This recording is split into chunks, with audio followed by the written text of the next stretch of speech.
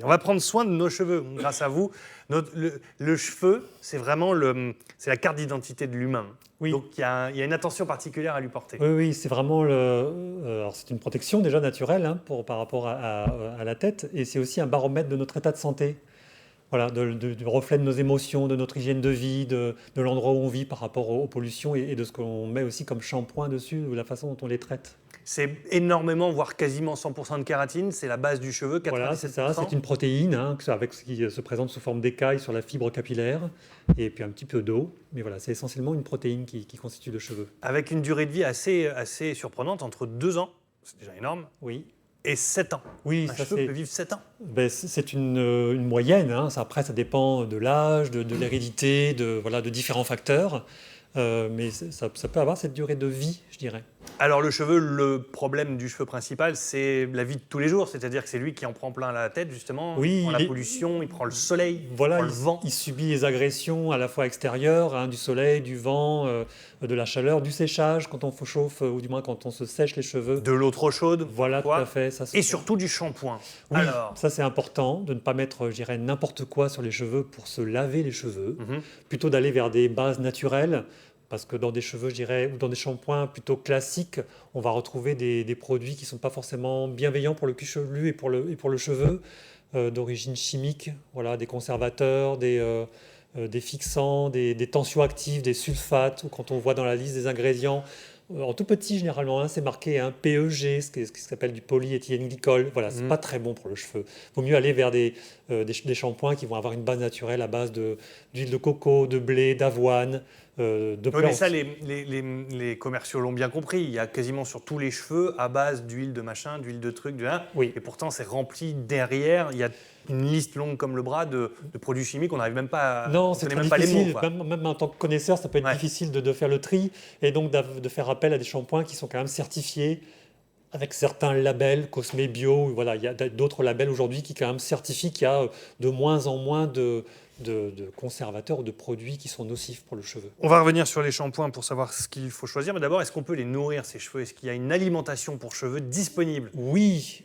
tout à fait. Le cheveu, comme c'est une protéine, donc il y a besoin de protéines, bien évidemment. Alors, toutes sortes, hein, que ce soit animal ou végétal. Le cheveu a besoin de fer, de zinc, de vitamines aussi. C'est important de mettre ce qu'on peut mettre, par exemple, sur les plats, de germes de blé en paillettes ou de levure alimentaire.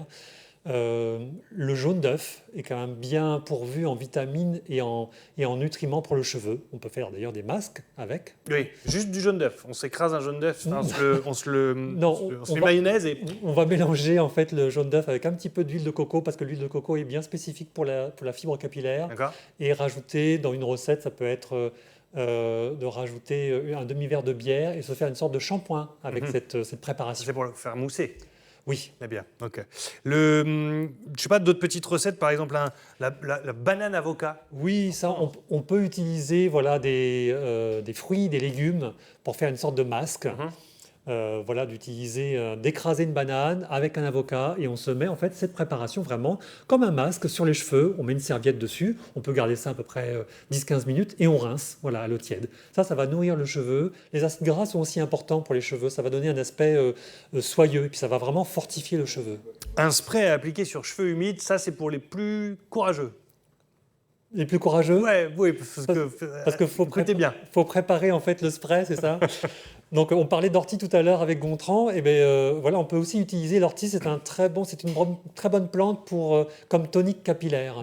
Et donc on peut prendre une bonne poignée d'ortie qu'on va hacher, qu'on met à macérer dans du vinaigre, plutôt un vinaigre de cidre, pendant 2-3 semaines. On filtre, on récupère un vinaigre à l'ortie, et ça on le dilue à moitié d'eau. On met quelques gouttes d'huile essentielle d'ylang-ylang, qui est aussi un tonique capillaire, et là on peut se faire des frictions et tonifier le cheveu avec cette préparation. Ça arrache pas, parce que le vinaigre c'est quand même bien acide, donc ça fait pas... Non, il faut diluer. Oui. Voilà, il faut diluer la préparation, on ne va pas se mettre du vinaigre pur sur le cheveu. Ok, d'accord. On le dilue avec de l'eau. Oui. D'accord. Et de l'ortie. Ça ne pique pas assez, on rajoute un peu d'ortie. Voilà, on rajoute un peu d'ortie pour avoir l'aspect tonifiant du... Parfait. Et pour terminer, on disait qu'on terminerait avec les shampoings. On essaie de privilégier un shampoing bio, c'est ça l'idée globale? Oui, plutôt. Voilà, vraiment d'aller chercher des shampoings avec des labels pour vraiment garder la vitalité, la fibre du cheveu. Très bien. Anne-Sophie a sûrement des questions, des réactions, peut-être des commentaires, et sinon des photos à nous présenter pour terminer cette émission, Enso. Oh là Tequila. Me revoici, me revoilà.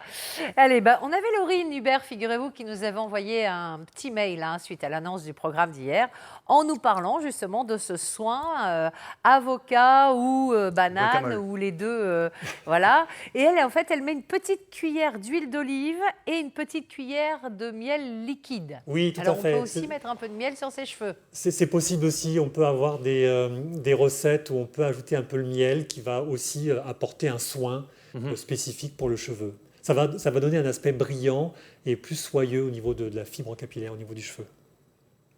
D'accord. Alors, on a parlé de l'extérieur, mais j'imagine aussi qu'en tant que naturopathe, on peut soigner ses cheveux en veillant à l'intérieur. Oui, bien Qu'est-ce qui sûr, se comme passe, quoi. c'est vraiment, comme je disais au tout début, le baromètre de notre état de santé. Donc si on est stressé, le facteur vraiment le plus nocif pour le cheveu, je dirais, c'est presque le stress. Ah oui, Voilà. Le Il y a- plus que la pollution. Oui, presque. Oui, oui. On peut parfois avoir des chutes de cheveux importantes parce qu'on a vécu quelque chose de très important, très stressant et avoir un impact sur le cheveu. D'accord.